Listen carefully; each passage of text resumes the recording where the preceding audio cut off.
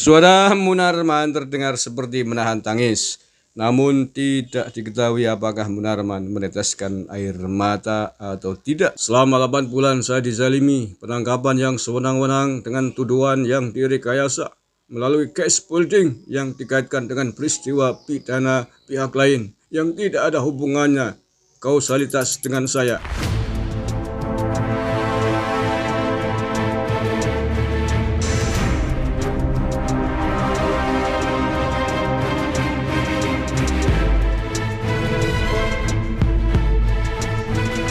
Assalamualaikum warahmatullahi wabarakatuh. Salam Nusantara, salam sejahtera untuk kita semuanya.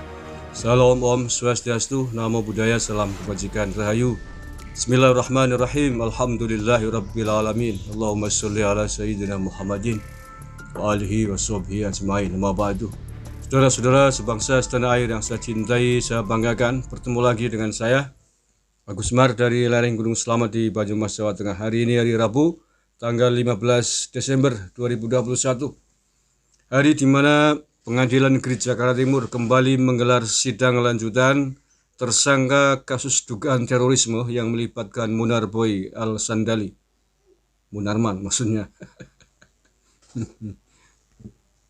Dalam sidang kali ini, Munarman membacakan eksepsi atas dakwaan jaksa yang sudah dibacakan pada sidang sebelumnya.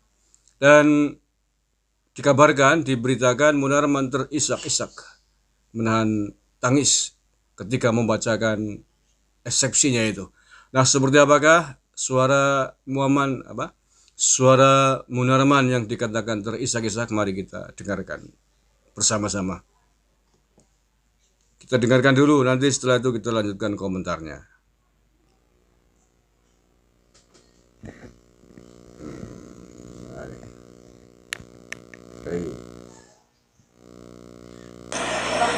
Majelis Hakim yang mulia, yang terhormat, penasihat hukum, penasihat hukum yang bersangkutan. Alhamdulillah, proses sidangnya akhirnya kita terlaksana setelah hidup selama 8 bulan. Dan saya dizalimi penangkapan yang sewenang-wenang dengan tuduhan yang direkayasa, melalui case building yang dikait-kaitkan dengan peristiwa pidana pihak lain yang tidak ada hubungan kausalitas dengan saya. Semoga semua yang telah memfitnah saya melalui berbagai rekayasa yang sistematis tersebut mendapat azab dari Allah Subhanahu wa taala. Wa makaru wa makarullah, wallahu khairul makirin. Hasbunallahu wa ni'mal wakil, ni'mal wa ni'man nasir.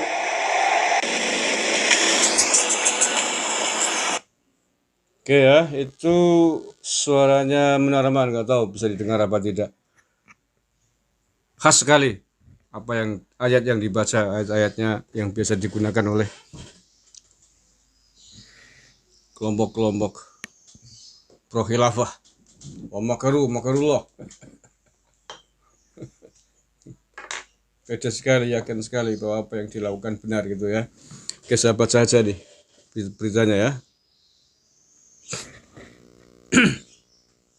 Suara mantan Sekretaris Umum FPI Munarman saat mengawali pembacaan eksepsi terdengar seperti menahan tangis. Pengacara mengatakan Munarman emosional saat membaca eksepsi. Selama 8 bulan saya dizalimi, penangkapan yang sewenang-wenang dengan tuduhan yang direkayasa, melalui case building yang dikaitkan dengan peristiwa pidana pihak lain yang tidak ada hubungannya kausalitas dengan saya. Semoga semua yang memfitnah saya melalui berbagai rekayasa yang sistematis tersebut mendapat azab dari Allah Subhanahu wa taala. Tutur Munarman sambil terisak di PN Jaktim pada hari Rabu 15 Desember. Mencoba menirukan suaranya Munarman. Enggak tahu mirip apa enggak. Suara Munarman terdengar seperti menahan tangis, namun tidak diketahui apakah Munarman meneteskan air mata atau tidak dalam sidang karena ruang sidang Munarman tertutup. Para wartawan yang meliput hanya mendengarkan suara Munarman melalui pengeras suara yang disediakan pengadilan di depan ruangan sidang. Pengacara Munarman Aziz Januar pun menyebut Munarman sedih saat membaca eksepsi. Dia mengatakan emosi Munarman meluap saat membacakan eksepsi. Meski begitu, Aziz menegaskan Munarman tidak meneteskan air mata saat membaca eksepsi. Tidak beliau terisak karena sedih. Yo loh, masa tersangka tindak pidana terorisme masa mengeluarkan air mata, cemen.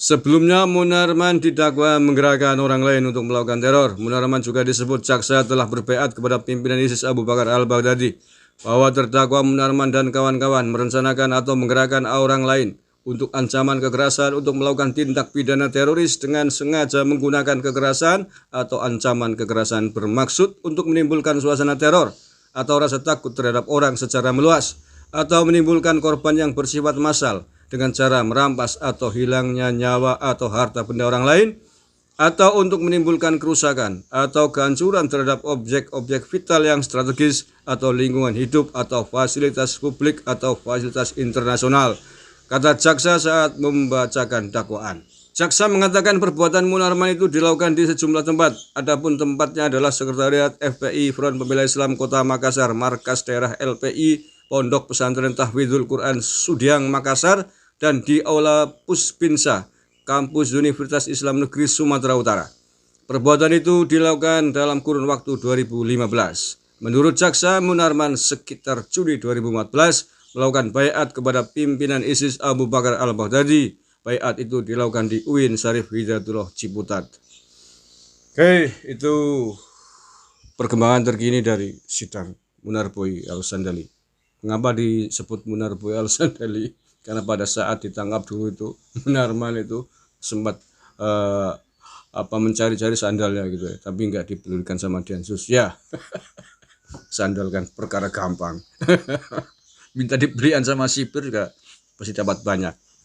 Oke, jadi ini ada yang menarik komentarnya Aziz tadi itu. Mana tadi Aziz ngomong apa nih? Ya, ini saya baca nih komentarnya Aziz. Ya, beliau sedih karena kezaliman luar biasa. Beliau sedih kok segitunya untuk membungkam beliau, artinya emosional, kata Aziz. Ya, ini framing atau bahasa yang kur atau dipakai oleh hampir seluruh orang yang terlibat dengan tindak pidana terorisme di seluruh dunia. Orang-orang yang ada di jaringan ini akan mengatakan bahwa pihak atau pemerintah yang dimusuhinya, yang dilawannya akan disebut sebagai sebuah pemerintahan yang zalim atau rezim zalim.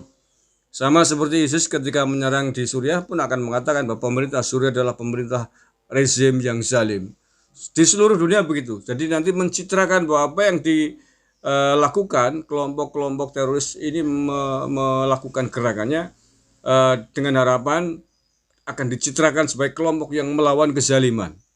Dan sebaliknya mereka, para teroris ini, akan mencitrakan diri sebagai kelompok mujahid, kelompok yang sedang berjuang di jalan Tuhan untuk melawan pemerintahan yang zalim atau rezim zalim.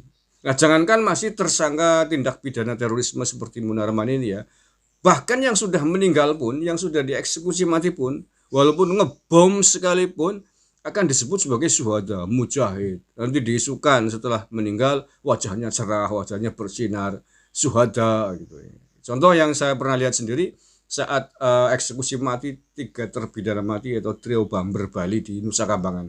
Saya mengikuti di sana ya, tentu bukan dalam konteks melihat di eksekusinya, tapi saya meliput acara eksekusi itu.